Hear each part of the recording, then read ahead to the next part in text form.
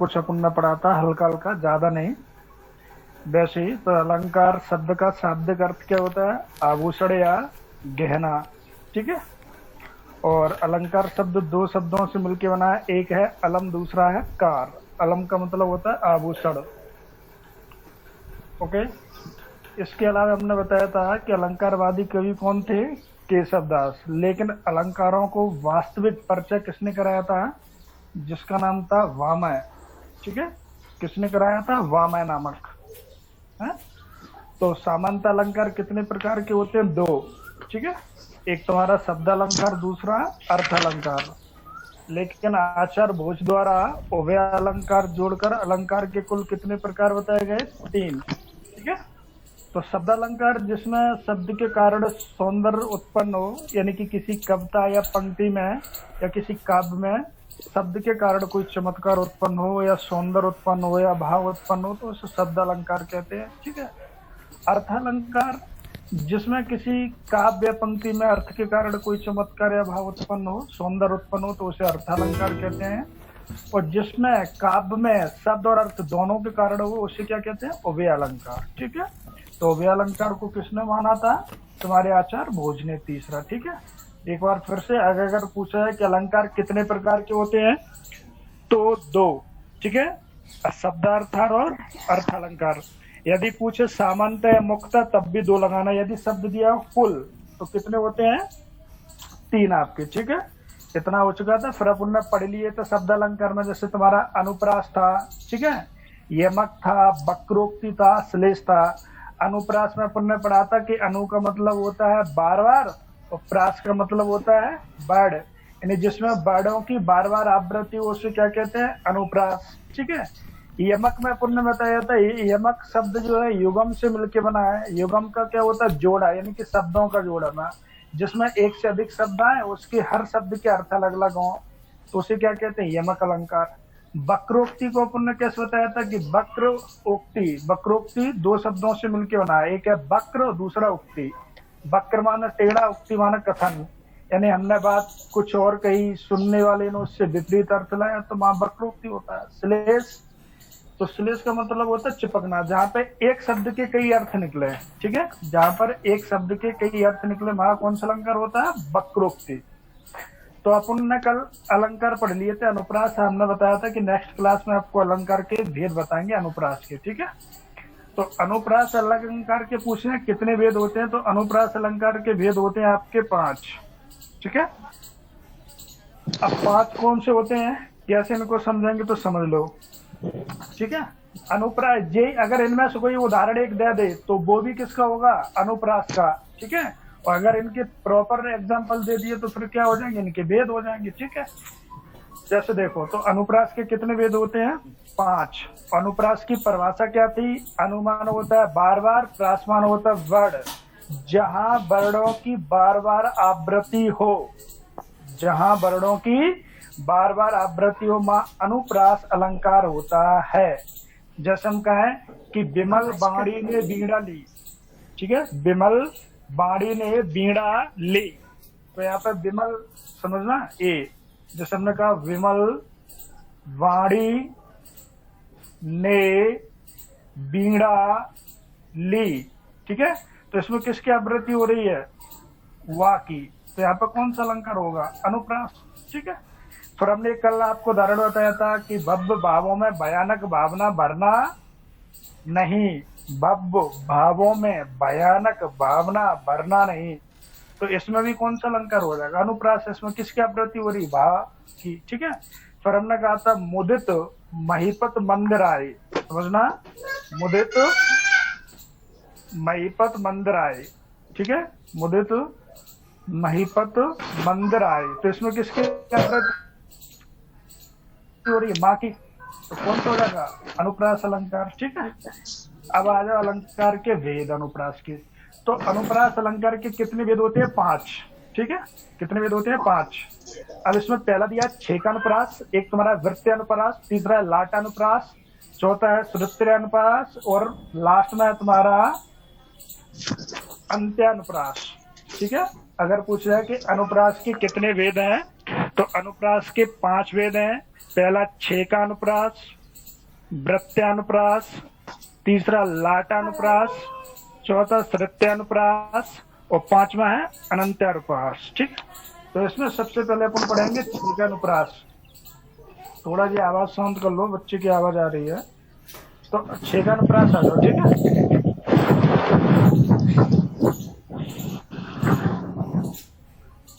छेका हेलो का शब्द क्या होता है? हेलो, हेलो सर, एक छोटा सा क्वेश्चन पूछना है उसके बाद में सर। पूछ ये लेना। ओके पूछ सर, लो ओके पूछ ओके। लो। सर जैसे ये अलंकार के ये वो जनक के बारे में आपने भामा को बारे में बताया है, भामा को नहीं सर, कहीं हाँ, कहीं पे आचार डंडी को भी बताया गया है जनक। नहीं, वैसे मुक्तक केशव दास माने जाते हैं, उनने सबसे पहले नीम रखी थी। ठीक है, और पूरी तरह से परिचित कराया था उनने। अलग अलग विद्वान के हैं, भामा माने जाते हैं, लेकिन तुम्हारे माने जाते हैं केशव दास। ठीक है, अगर पूछे कि जनक वास्तविक रूप से किसने परिचित कराया, तो वो तो आचार भामा है। फिर तो उसमें बहुत सारे आ जाते हेलो हैं, हमारे अपैदीक्षित भी आ जाते हैं। ठीक नहीं, भरत मुनि ने भी कुछ अलंकार बताए हैं। तो मैंने आपके दो ही हैं, वो एक केशव हेलो। दास। हाँ बोलो, देखना इसमें हाँ। छेकानुप्रास। तो छेक शब्द का अर्थ होता है चतुर।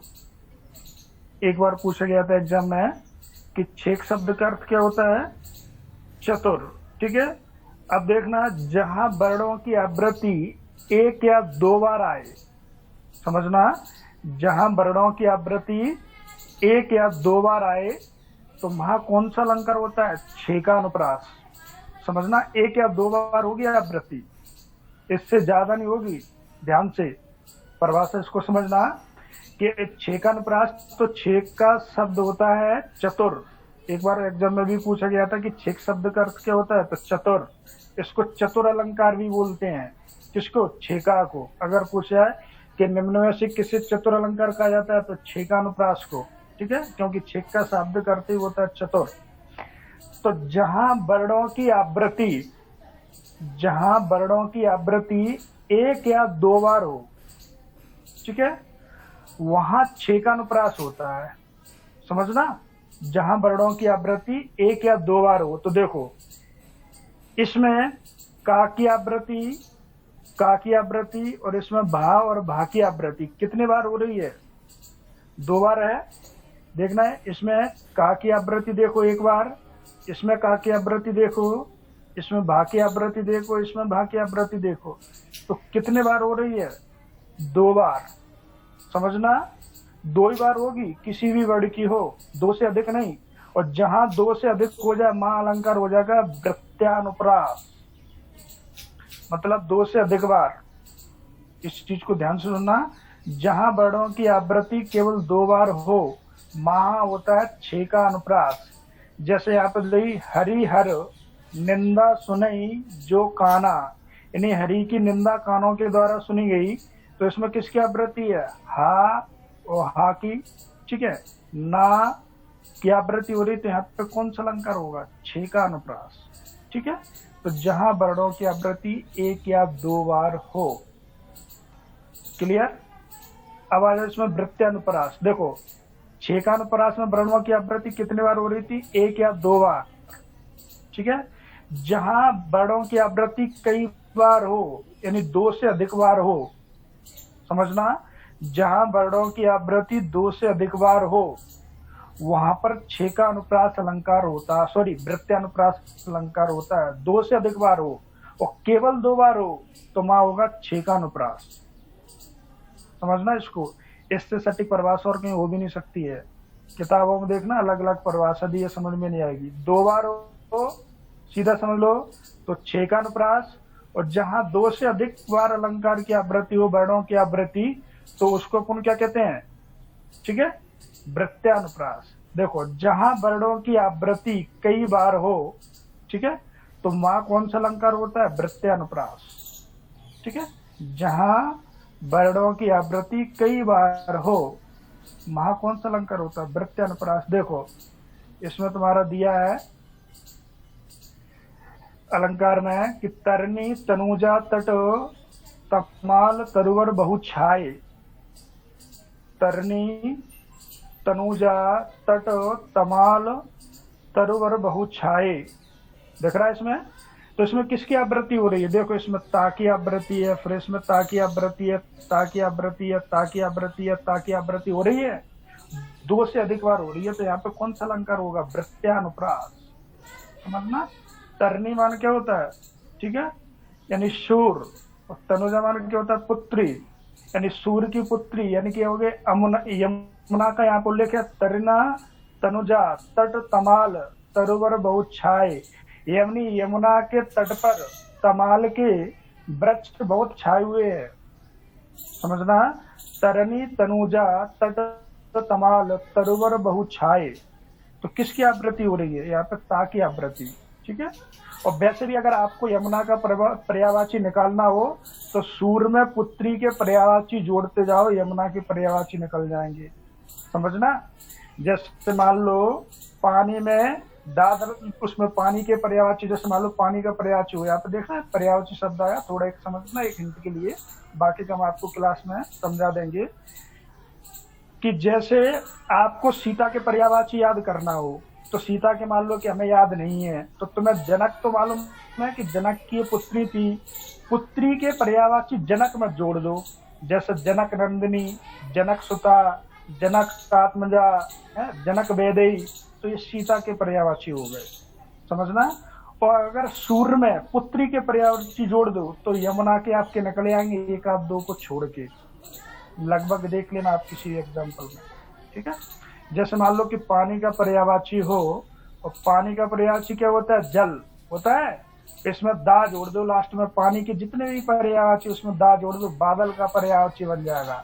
जैसे जलद होता है, पानी का पर्यायवाची जल, तो जलद यानी बादल। बारी यानी बारिद, बादल होता है। नीर यानी नीरद। ठीक है। तो ये होते कुछ है। ठीक है। तो इसमें क्या था? तरनी तनुजा तट तमाल तरुवर बहु छाए, किसकी आवृत्ति हो रही? ताकी। तो 2 से अधिक बार हो रही, तो कौन सा अलंकार होगा? वृत्त्यानुप्रास। ठीक है। अब देखो इसमें चारु चंद की चंचल किरणें खेल रही जल थल में। ठीक है। तो इसमें किसकी आवृत्ति हो रही है? चा वर्ण की। देखो चारु चंद की चंचल किरणें, तो 2 से अधिक बार हो रही है, तो इसमें भी कौन सा अलंकार होगा? वृत्त्यानुप्रास। ठीक है। देखो एक इसमें दिया है कूलन में। ठीक है, ध्यान से देखना, इसमें समझ, वो उसमें साफ दिख नहीं रहा है। इसमें दिया है कूलन में, केलिन में, कछारन में, कुंजन में, क्यारिन में और कलियन में किलकंत है। समझो, कूलन में, केलिन में, कछारन में, कुंजन में, क्यारिन में, कलिकन में किलकंत है।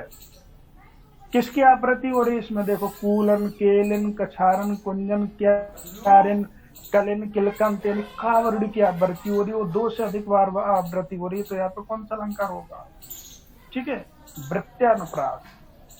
किसकी आवृत्ति हो रही है? का वर्ण की आवृत्ति। तो कौन सा अलंकार होगा? वृत्त्यानुप्रास हो रही है यहाँ से।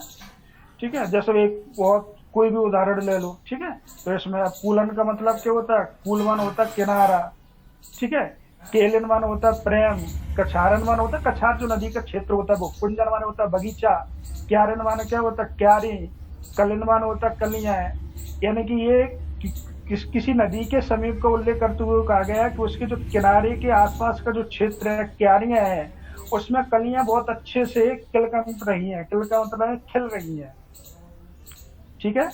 तो इसमें तुम्हारा कौन सा अलंकार हुआ? वृत्त्यानुप्रास। या इसमें किसकी आवृत्ति हो रही? का वर्ण की। ठीक है। अगला आता है इसमें लाटानुप्रास। सर कछारन क्या होता है? कछारन मतलब जैसे नदी का तटीय क्षेत्र होता है, जो नदी होता है उसका जो नीचे हिस्सा, जहाँ जैसे बाढ़ आती है, बाढ़ के बाद में जो पानी छोड़ दिया जाता है और फिर लास्ट में जो बचता है, तो वही हिस्सा बोला जाता है कछार। कछार होता है नदी का तटीय क्षेत्र, ऐसे मान लो होता है। जैसे बाद में जैसे पानी आया उसमें काफी समय तक रहा, बाढ़ जैसे भी आ रहा है मौसम, तो इसमें बाढ़ में पानी रहेगा, तो उसमें क्या फिर नदी उतर जाएगी, फिर उसको व्यक्ति जोतने लगते हैं, यानी कि अपने उपयोग में ले लेते हैं, तो वो क्षेत्र कछार कहलाता है। ठीक है। नदी का तटीय क्षेत्र। ओके। ये अब इसमें देखना तुम्हारा दिया है लाटानुप्रास। तो लाटानुप्रास सीधा सीधा सबसे सिंपल परिभाषा लाटानुप्रास की ये है कि जहां शब्द या वाक्य की आवृत्ति हो। देखो छेकानुप्रास में क्या था, 2 बार वर्ण की आवृत्ति हो। वृत्तानुप्रास में क्या था, 2 से अधिक बार वर्णों की आवृत्ति हो। और लाटानुप्रास में क्या, जहां शब्द और वाक्य की आवृत्ति हो। जहां शब्द और वाक्य की आवृत्ति हो, समझना, शब्द और वाक्य की आवृत्ति हो, मान लाटानुप्रास होगा। इसकी विशेषता है, जैसे देखो, पूत सपूत तो क्यों धन संचय, पूत सपूत, ठीक है, तो क्यों धन संचय, और पूत कपूत तो क्यों धन संचय। समझना, अगर जाका पुत्र ही सपूत है तो वह फिर क्यों धन संचय करना चाहिए, इकट्ठा करना चाहिए। संचय का मतलब होता है इकट्ठा। और पूत अगर कपूत ही है, ठीक है, तो व्यक्ति को क्यों धन संचय करना चाहिए। यहाँ पे किसकी आवृत्ति हो रही, देखो शब्दों की आवृत्ति हो रही है इसमें, देखो हो रही है। तो यहाँ पे कौन सा अलंकार होगा, लाटानुप्रास, जहां पर शब्दों की आवृत्ति हो। ठीक है, तो देखो पूत सपूत तो क्यों धन संचय, यानी कि जब पूत सपूत ही है तो हमें धन संचय क्यों इकट्ठा करना चाहिए। और पूत जब कपूत ही अपना पुत्र ही नहीं है तो हमें धन क्यों संचय करना चाहिए। तो यहाँ पे कौन सा अलंकार होगा, लाटानुप्रास। ठीक है, अब आ जाए, इसमें दिया है पिया निकट जाके नाही। ठीक है, इसको देख ले, यहाँ पे कोमा है। ठीक है, पिया निकट जाके नाही धाम चांदनी ताही। समझना, पिया निकट जाके नाही घाम चांदनी ताही। और पिया निकट जाके, फिर यहाँ पे कोमा आ गया। ठीक है, नहीं घाम चांदनी ताही। तो देखो इसमें किसकी आवृत्ति हो रही है, समझो खुद, शब्दों की आवृत्ति है, पूरा वाक्य की आवृत्ति एक प्रकार की हो रहा है। पिया इसमें भी है, पिया दूसरे वाक्य में भी है, निकट उसमें भी, निकट इसमें, जाके उसमें, जाके इसमें भी है। तो किसकी हो रही है, इसमें शब्द एवं वाक्य की आवृत्ति हो रही है। अब देख लो इसको। ठीक है, तो जहां शब्द एवं वाक्य की आवृत्ति हो, वहां कौन सा अलंकार होगा, लाटानुप्रास। तो देखो मैं इन्वर्टेड कॉमा एक बार फिर से लगाऊं। एक तो इन्वर्टेड कॉमा यहाँ पे है और एक है यहाँ पे। अच्छा, इसका कोई अर्थ बता सकता है क्या होगा, पिया निकट जाके नहीं घाम चांदनी ताही, और पिया निकट जाके नहीं घाम चांदनी ताही। देखो इसका, तो यहाँ पर शब्द एवं वर्णों उस वाक्य की आवृत्ति है। इसका अर्थ क्या निकलता है, देखो पिया निकट जाके नहीं, यानी जाके निकट प्रिय नहीं है। पिया माना बोलता है स्वामी या प्रेमी बोल दो, ठीक है। नहीं तो पिया निकट जाके नहीं, यानी जाके निकट पिया नहीं है, यानी बाकी स्वामी नहीं है, मतलब कोई महिला है, यानी कि विराड़ी या मान लो सखी एक टिप्पणी कर रही है पंक्ति के माध्यम से कि जाके निकट उसके पिया नहीं है। पिया माना होता है स्वामी, ठीक है। घाम चांदनी ताही, तो चांदनी रात भी उसको घाम के समान लगेगी। पहली पंक्ति का अर्थ समझना कि पिया निकट जाके नहीं, जाके निकट उसके पिया नहीं है, और घाम चांदनी ताई, तो मतलब उसको चांदनी रात भी घाम, यानी कि घाम मान क्या होता है, धूप, धूप के समान लगेगी। दूसरी पंक्ति क्या बोल रही है कि पिया निकट जाके नहीं घाम चांदनी ताही, यानी जाके निकट अगर उसके पिया है, स्वामी है, उसको धूप भी चांदनी की रात के समान लगेगी। इन पंक्तियों का अर्थ निकला, समझना इसको, पिया निकट जाके नहीं घाम चांदनी ताही, और पिया निकट जाके नहीं घाम चांदनी ताही। समझना, पहली पंक्ति का मतलब है, अर्थ ये बोल रहा है कि जाके निकट उसके प्रिय है, यानी कि पति नहीं है, उसको चांदनी रात भी एक घाम यानी कि धूप के समान लगती है। और जाके निकट अगर उसके प्रिय है, यानी कि पति स्वामी जो कुछ भी हो अगर है, तो उसको धूप, चिलचिलाती धूप भी चांदनी के समान, चांदनी रात के समान लगती है। ठीक है, तो इसमें क्या हुआ तुम्हारा, लाटानुप्रास। ठीक है, यहाँ पे शब्द वाक्य की आवृत्ति हो रही है। देखो एक इसमें तीसरा उदाहरण भी दिया है, रोको मत जाने दो, रोको जाने मत दो। देखो पहला इसमें इन्वर्टेड कॉमा आ रहा है मत पे, और दूसरे में आ रहा है इस पे रोको पे। तो देखो रोको मत जाने दो, यानी कि पहली पंक्ति कह रही रोको मत जाने दो, और दूसरी पंक्ति क्या कह रही है कि रोको मत जाने दो। ठीक है, तो देखो दोनों में वर्णों की यानी वाक्यों की आवृत्ति हो रही है, शब्दों की आवृत्ति हो रही है। तो यहाँ पर कौन सा अलंकार होगा? लाटानुप्रास।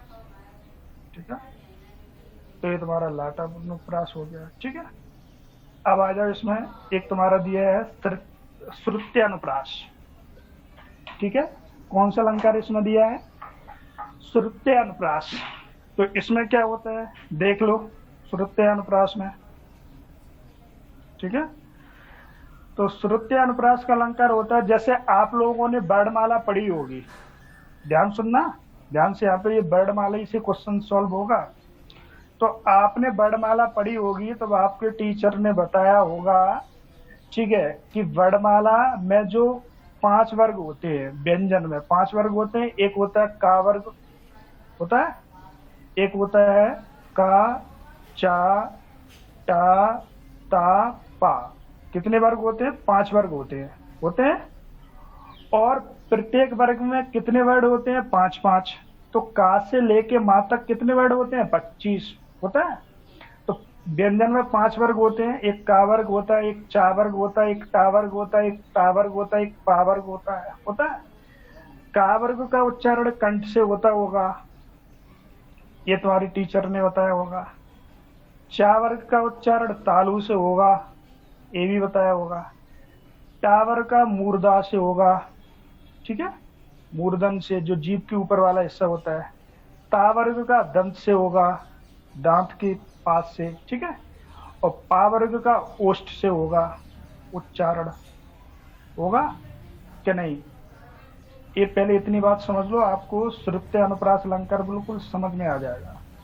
तो वर्णमाला में कितने वर्ग होते हैं? 5। व्यंजन में कितने होते हैं? 5 वर्ग होते हैं, जिसको अपन स्पर्श या संघर्षी व्यंजन कहते हैं। ठीक है, तो क्या होता है इसमें? का वर्ग का उच्चारण कंठ से होता है, चा वर्ग का होता है तालु से, टा वर्ग का होता है मूर्धा से, ता वर्ग का होता है दंत से, पा वर्ग का होता है ओष्ठ से होता है।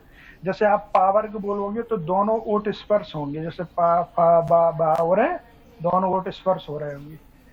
ता वर्ग बोलोगे तो आपकी जो जीभ की आगे की नोक है वो दांतों के समीप आपके टच करेगी, जैसे ता, था, दा, धा बोल के देखो है।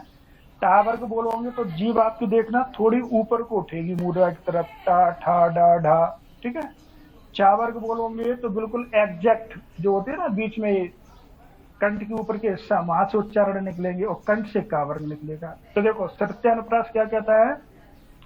जहां अधिक से अधिक वर्णों का उच्चारण, समझना, जहां, इसमें परिभाषा लिखिए देखो, जहां अधिक से अधिक वर्णों का उच्चारण एक ही स्थान से हो, अधिक से अधिक वर्णों का उच्चारण एक ही स्थान से हो, समझना। अगर जैसे मान लो किसी पंक्ति में 20 वर्ड है और 20 में से अगर 15 या 14 या 12 वर्णों का उच्चारण एक स्थान से हो रहा है तो फिर वहां पर आपका श्रुत्यानुप्रास अलंकार होगा। ऐसे समझ लो कि जहां वर्णों का उच्चारण एक ही स्थान से हो तो वहां कौन सा अलंकार होता है? श्रुत्यानुप्रास अलंकार। देखो इसमें देखना, तुलसीदास सदित निस दिन देखत तुम्हारी निठराई, यानी कि तुलसीदास द्वारा तुम्हारी प्रत्येक दिन, निठराई का मतलब होता है चतुराई देखी जाती है, देखत तुम्हारी निठराई, चतुराई। अब देखो इसमें तो तावर्ग है, तावर्ग का उच्चारण कहां से होता है? हमने अभी बताया था दंत से, तो तावर्ग का भी उच्चारण दंत से होता है, ठीक है। ला वर्ग का उच्चारण भी दंत से होता है, ठीक है, आपको पढ़ाया होगा, ये तुम्हारे अंतस्थ व्यंजन में आता है ला, ठीक है। तो ला का भी उच्चारण कहां से होता है? दंत से। सा का उच्चारण भी इसको दंत से होता है, दा का उच्चारण भी दंत से होता है, फिर इसमें सा का उच्चारण दंत से हो रहा है। इन तीनों में सा, दा, ता का उच्चारण हो रहा है। ना का उच्चारण भी तुम्हारा किससे हो रहा है? पा, फा, ता, था, दा, धा, ना, तो इससे भी हो रहा है। इन सभी का उच्चारण किससे हो रहा है? दंत से हो रहा है। देखत में दा का उच्चारण कहां से हो रहा है? दंत से। ता का उच्चारण कहां से हो रहा है? दंत से। खा का उच्चारण हो रहा है कंठ से, होने दो, का, खा, ठीक है। ता का उच्चारण कहां से हो रहा है? दंत से। माँ का उच्चारण कहां से हो रहा है? दंत से। हा का उच्चारण कहां से होता है? कंठ से, ठीक है। तो देख रहे हैं कि इस लाइनों में आधे से ज्यादा वर्णों का उच्चारण कहां से हो रहा है? कंठ से हो रहा है। तो यहाँ पर कौन सा अलंकार होगा? श्रुत्यानुप्रास। जहां अधिक से अधिक वर्णों का उच्चारण एक ही स्थान से हो।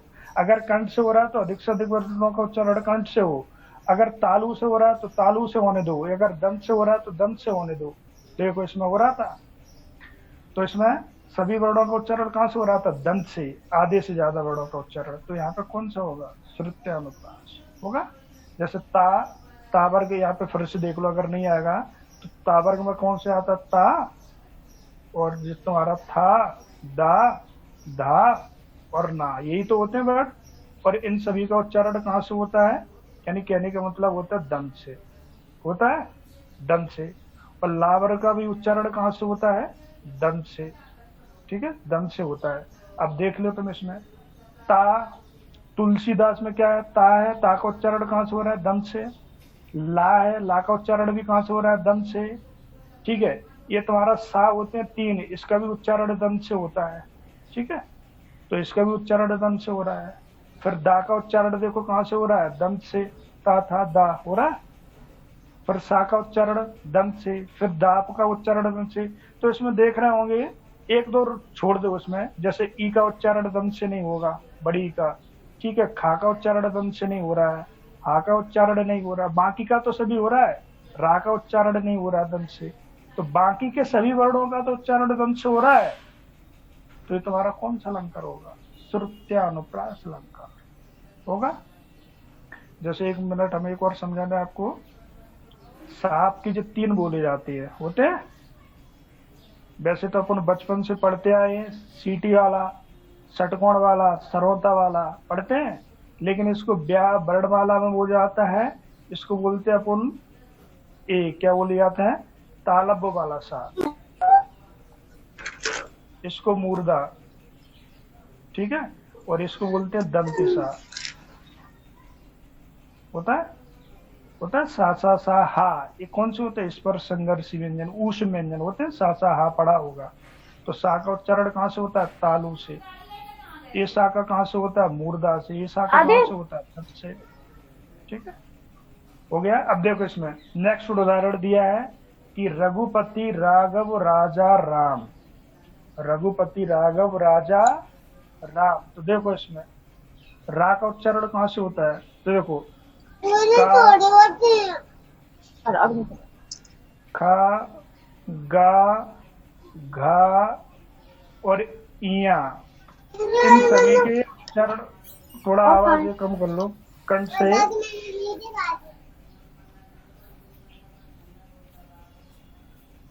ओके, तो देखना इसमें का, खा, गा, इसका उच्चारण कहां से होता है? कंठ से।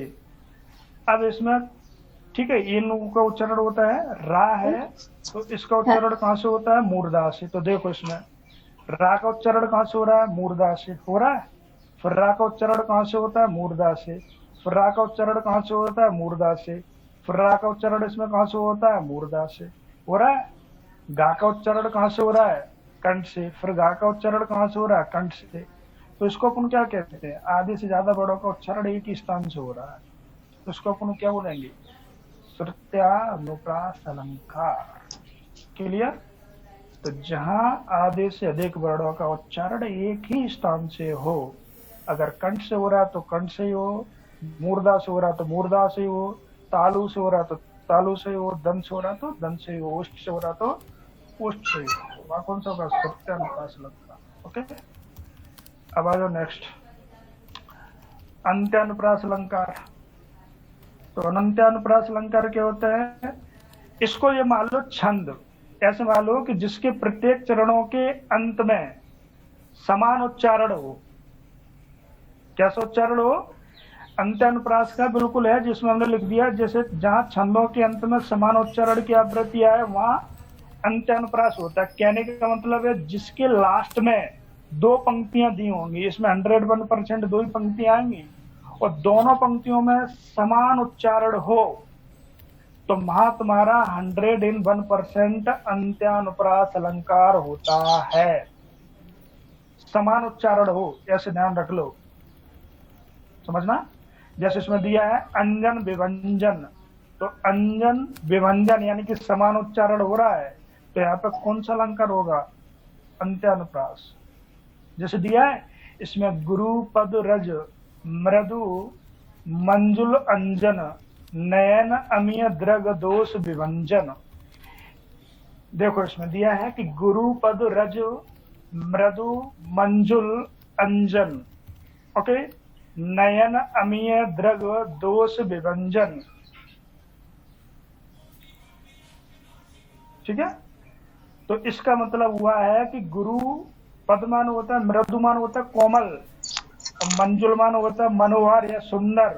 तो गुरु के पद यानी कि पैर इतने कोमल हैं, ठीक नहीं है, कि अंजन कहीं भी जाने के लिए इच्छुक हो जाते हैं। नयन अमीय द्रग दोष विभंजन, और उनके जो नयन है, अमीय मान होता है बहुत, यानी कि सुंदरता मान लो, यानी कि बहुत नयन अच्छे हैं।